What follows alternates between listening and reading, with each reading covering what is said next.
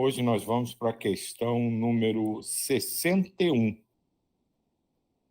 em que Kardec perguntou aos espíritos se há diferença entre a matéria dos corpos orgânicos e a dos inorgânicos.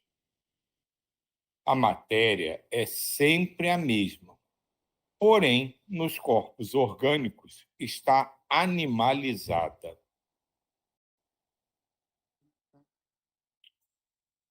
Matéria é diferente. Há diferentes estados da matéria, dependendo do grau que ela se encontra na pauta da ascensão. Entretanto, em se buscando o princípio, ela é a mesma em qualquer lugar, a que foi chamada a servir. O agente ideador de todos os corpos que buscam a perfeição é, pois, o movimento. Interessante, né? A origem da matéria é a mesma, mas o que mostra as modificações ao longo do percurso é o movimento, né? Esse movimento em direção à perfeição. As forças se intercruzam em um campo formado pelo cinetismo e formam corpos diferentes, com diferenciação na própria matéria. Essa é a riqueza das coisas que foram estabelecidas pelo grande arquiteto do universo. A inteligência suprema é sábia e soberana. Sábia e soberana. E se nós outros achamos que existem muitos segredos na natureza, na verdade existem muito mais do que imaginamos. É, pois, infinita a lavoura de pesquisas. O que os homens e nós mesmos já conseguimos entender e, por vezes, dominar, ainda não é um traço na imensa escrita divina nas mãos dos arcanos da divindade. Os corpos orgânicos e inorgânicos mostram alguma diferenciação no que toca à sua presença. Todavia, nos seus fundamentos, é a mesma matéria primitiva a obedecer ao tempo, à força da gravidade e ao agente universal, que encontra campo de afinidade na profundidade de seu seio, e ali ativa outros movimentos, objetivando o despertamento dos valores em que tudo existe, doados pelo amor daquele que nos deu a própria vida. É como a Diva falou, que no final tudo é amor, né? Que no final de tudo que vai fazer tudo existe, doados pelo amor daquele que nos deu a própria vida. Devemos saber que toda a matéria é visitada por fora e por dentro, por esse agente universal. Entretanto, nos corpos que já mostram maturidade e que passam a ser corpos orgânicos, ele encontra coesão, animalizando a própria matéria e dando aspectos de mais vida. Ele, esse agente divino, é que lhe faz surgir movimento próprio, caindo o corpo na classificação de outro reino, que é o dos corpos orgânicos. O que tentamos escrever sobre esse assunto são leves traços, para que possas achar onde enfiar a linha na agulha e costurar livremente a vida toda. Cada criatura é um pesquisador, e é da sua obrigação estudar, meditar, examinar e chegar às conclusões que correspondem à verdade. Cada um de nós temos de dar a nossa cooperação na grande estrutura universal do saber, porque todos nós estamos procurando saber o que Deus escreveu no grande livro da natureza, e isso é altamente compensador.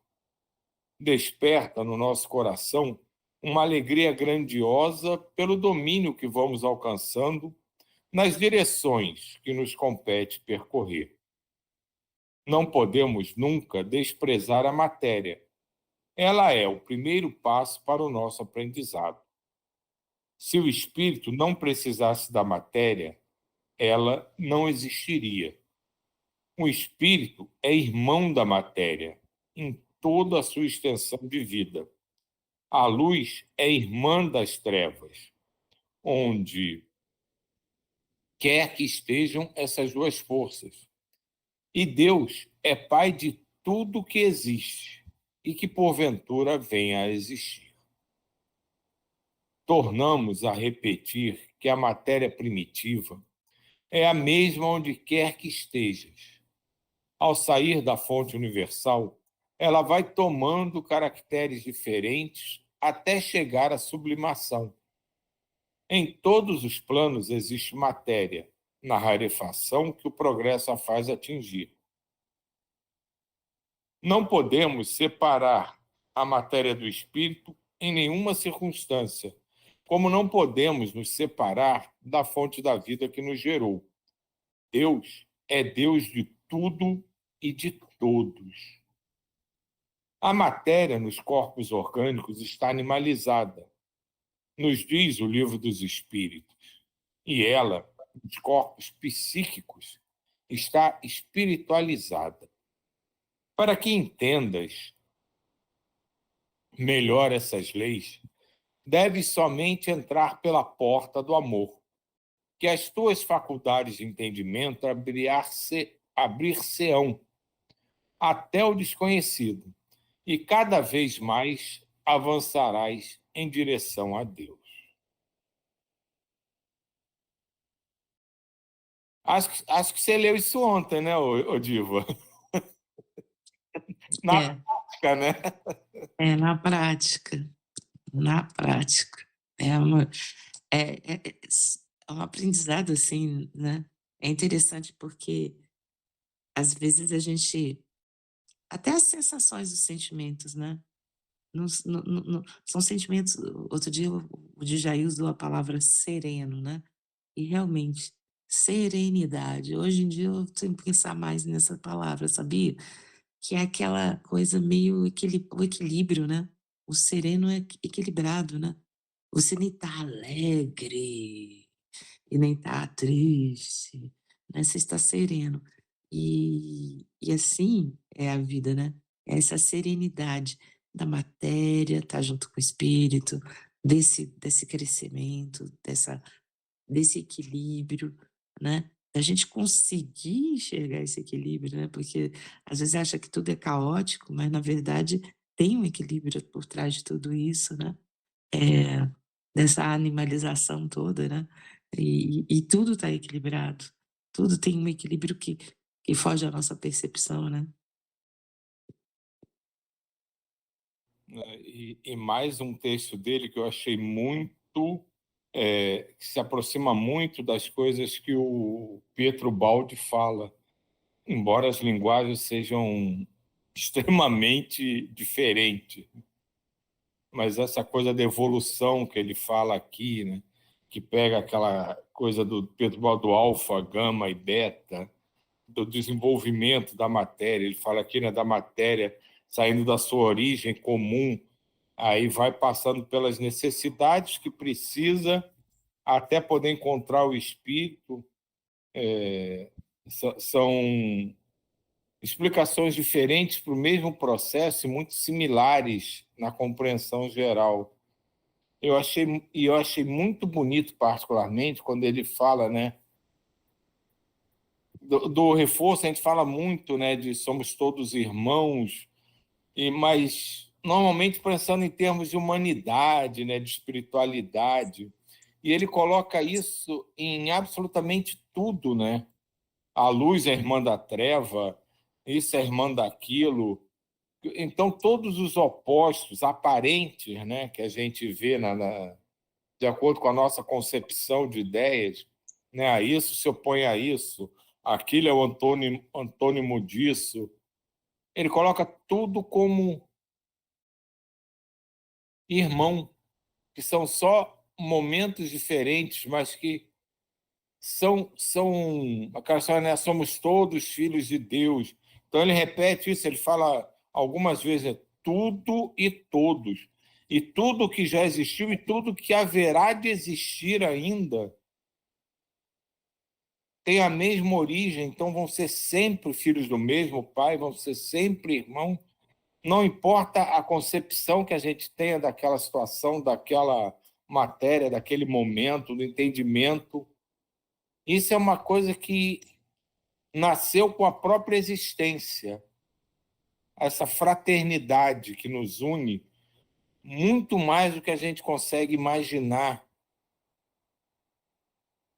É uma coisa que amálgama a nossa existência muito mais do que a gente sente. A gente reforça muito isso aqui, né? Ah, nós somos amigos de outra época, a gente se reencontrou, mas é muito mais profundo que isso. Porque quando a Diva falava da família dela, do encontro, da percepção que ela tem, e a conclusão que ela chegou, que é a mesma que o Miramês fala, que no fim, tudo que vai deixar a gente compreendendo e vivenciando todos os detalhes das situações em que a gente enfrenta na jornada é o amor. Me faz pensar, a minha família, a sua família, o meu encontro de Natal, o seu encontro de Natal, é uma coisa meramente geográfica para o nosso momento atual. Mas a nossa intimidade, a nossa fraternidade, a nossa ligação é tão forte, tão íntima, como de cada um de nós com a nossa mãe física, com o nosso pai físico, com o nosso irmão, como diz aqui na terra de sangue. Então, o que eu tenho aqui com a Sani, com a Mazé, com os meus filhos, é exatamente o que eu tenho com a Diva, com a família dela, que, em teoria, eu nunca vi na vida, mas são tão queridos, tão amados, exatamente da mesma forma. Então, o sentimento de querê-los ver, de querê-los bem, felizes, suplantando até, muitas vezes, a própria felicidade da gente, né? Que às vezes a gente projeta felicidade para os outros, esquecendo da gente, é tudo igual. Então, o mesmo amor que eu tenho por cada um aqui se reflete na família de cada um e nas amizades mais queridas de cada uma dessas pessoas que aqui na Terra não tive oportunidade de reencontrar, mas que numa visão mais ampla, universal, são tão irmãos, tão próximos, como tudo que existe. Você falando isso, eu lembrei agora do José Alves, né, da natureza, né, e lembrando da Sani, né, das baratas. Porque tudo, esses dias eu estava pensando nisso, ontem mesmo, porque aqui em casa eu moro bem no mato, né, e apareceu aqueles sapinhos pequenininhos, né, a Uhum. pererequinha, né, e todo mundo com aquele ai, e estava justamente no lavabo, de vez em quando estava um virando, dando um berro. E aí eu assim, né, porque eu sou eu tenho um pouco de medo, um pouco não, bastante, mas tudo bem. Aí eu pensando assim: "Gente, ela é criação de Deus, ela é minha irmã, eu tenho que entrar em harmonia com ela, e eu tenho que ela é tão importante quanto eu nessa existência". Aí eu fazendo um trabalho, sabe, assim, de harmonização com todo, porque a gente separa, né, a barata, eu me lembrei da Sânia, que ela falou assim: "Barata não, né", mas assim, esses bichos, tudo, né, tudo que tá aqui, né, que é a criação divina, né, tudo, e tudo é importante, e tudo tem sua razão de ser, né, e tudo faz parte da mesma matéria. E é muito interessante isso, quando a gente Começa, eu ainda não me harmonizei completamente não, com sapos e pererecas, mas assim, eu já entendo que ele é minha irmã, aquela mesma matéria, mas ainda estou com algumas dificuldades de harmonização total. E Diva, você falando isso, ontem quando eu terminei a vibração, e aí tinha uns mosquitos, um mosquito assim perturbando, aí eu peguei a raquete e na mesma hora vem na minha cabeça, você está pregando o amor e você vai matar um mosquito? É isso mesmo? Ai, meu Deus do céu. É uma coisa interessante. Agora, é Chico Xavier, né, que fala lá das formigas, não é? É, Ele foi lá e conversou, né? A gente, às vezes, conversando com os bichinhos, até os insetos, a gente consegue, assim, entrar numa harmonização, eventualmente, às vezes. Mas, assim, o problema é a gente mesmo, né? Não é o outro. Eu vejo isso. O problema não está lá na perereca, não está lá na barata, não está no mosquito. Está na gente se harmonizar com eles, que aí tudo se resolve, né? eu estava pensando exatamente nisso. A coisa poderia até funcionar. Às vezes a gente consegue, né? Não é porque eles estão de mais boa vontade nesse momento, não é porque a gente está mais equilibrado e consegue entender o todo e a harmonia é feita. Porque quando não dá, a culpa é nossa, não é deles, não. Chega de Jair. Pegando esse gancho da harmonização, olha só que coisa interessante. Isso que nós estamos comentando são a harmonização exterior, pegar raquete, mas nosso interior está cheio de vermes, cheio de bactérias, cheio de protozoários, cheio de seres úteis para a nossa própria saúde. É só isso que eu queria falar.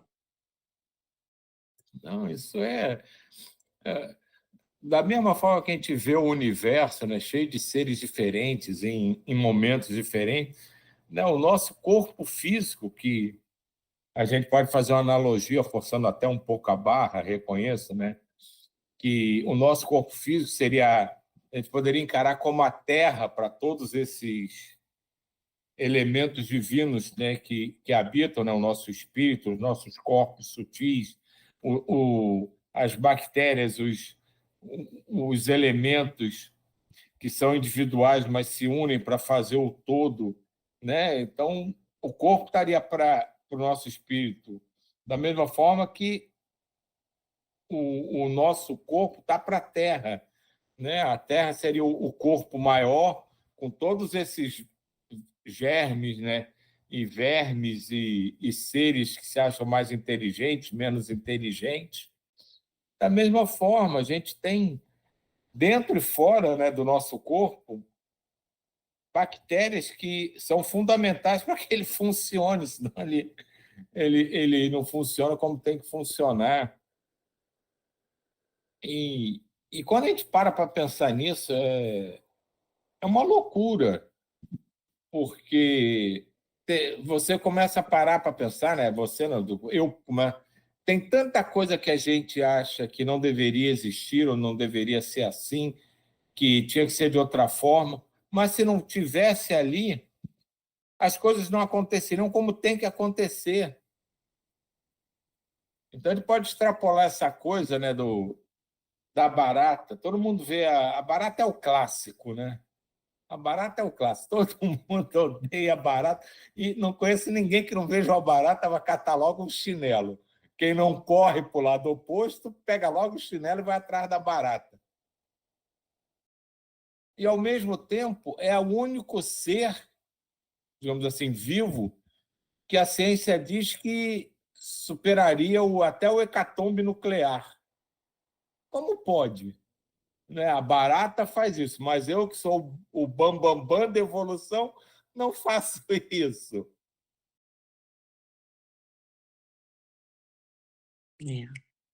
São coisas assim bem interessantes. E aí lembrar do Francisco, né, que tudo é irmão, tudo, né, irmão sol, irmão, é a gente conseguir fazer parte disso tudo, né, e se sentir parte também, né. A gente se separa demais, né, de tudo, de todos, e de repente, quando você olha no caso, cada um de nós aqui que passou com suas famílias, ou pessoas queridas e tudo, faz parte desse sistema, né? Microsistemas, né, que fazem parte desse outro grande sistema, e que tudo está relacionado e que tudo, de alguma forma, ele falando ali, né, que o ser humano vai aprender e cada um vai deixar, né, um pouquinho desse aprendizado, né? Ele fala alguma coisa assim. E como aprende, né, a maneira como aprende, porque é interessante, né, cada um entende de uma maneira e isso se soma, né, vai somando esse grande aprendizado. Alguma coisa assim lá. Não, tem alguma coisa que ele fala, diz assim. Essa parte aqui, né, que ele fala, né, do onde enfiar a linha na agulha e costurar livremente a vida toda, que é um pouco do que você está falando também. E essa visão toda, né, você descreveu para a gente antes de começar, que foi a tua percepção do encontro que você teve ontem, né? Que nada mais é do que o que a gente está conversando aqui. Cada um na sua fase específica, mas você consegue ver que tudo é encadeado, tudo faz parte de um processo, e você ali, nem que seja por um instante, você consegue compreender o todo. E isso é muito, muito interessante mesmo.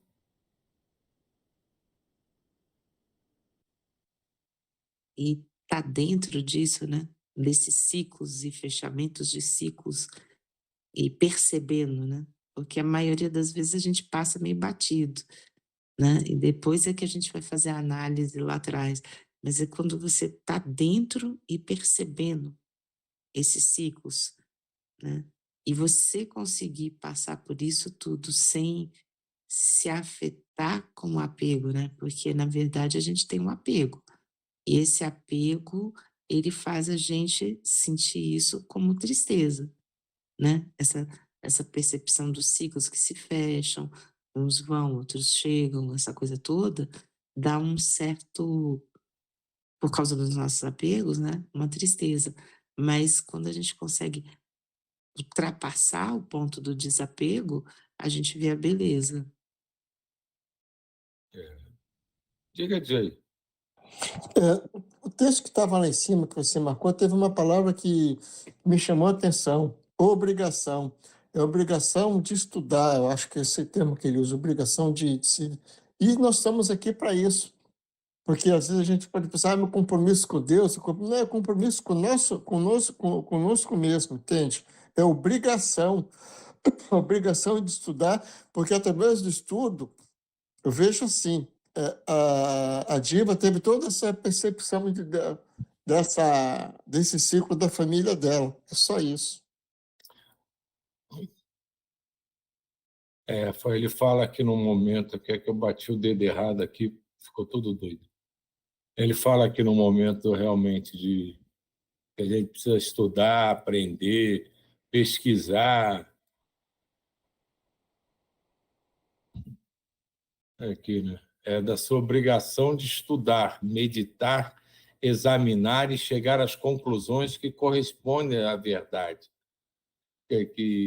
Isso é interessante, né? Porque ele deixa até uma liberdade para que a conclusão tem que ser sua.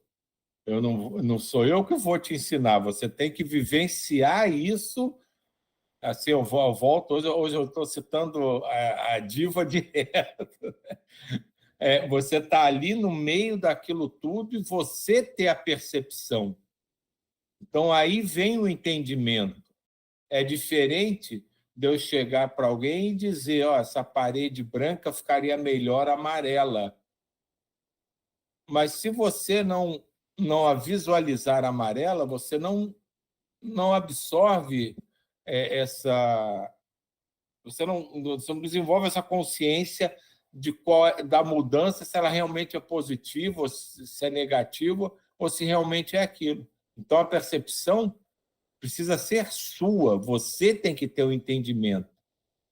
Então, as experiências, né, a nossa curiosidade, a nossa gana de querer entender, de querer saber, faz com que a gente precise realmente pesquisar, estudar aquilo, como ele diz aqui, entender aonde enfiar a linha na agulha e costurar livremente a vida toda. Então, a gente já começa a ligar os pontos, entender.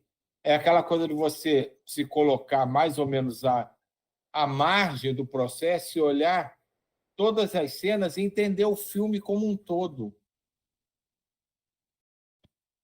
Então, esse é o processo pelo qual acho que a gente está passando e às vezes, consegue realmente cumprir essa etapa do nosso aprendizado, às vezes com mais facilidade, com menos dificuldade, com mais dificuldade, mas a gente já consegue, em alguns momentos, visualizar isso.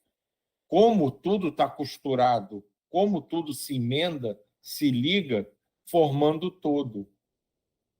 E é o caminho, lento, às vezes complicado, às vezes difícil, mas esse é o caminho. Não é a gente se alucinar para querer entender, mas saber que a gente precisa estar atento. E dentro dessa atenção, a gente começa a compreender. A nossa percepção vai se tornando mais sutil, mais afinizada, mais delicada, e a gente começa a ter uma visão mais ampla de tudo. A gente perde aquela visão do foco direto e começa a emendar a nossa visão periférica com todos os campos. E isso é feito mentalmente, não com os olhos, Diva. Passa pelo coração.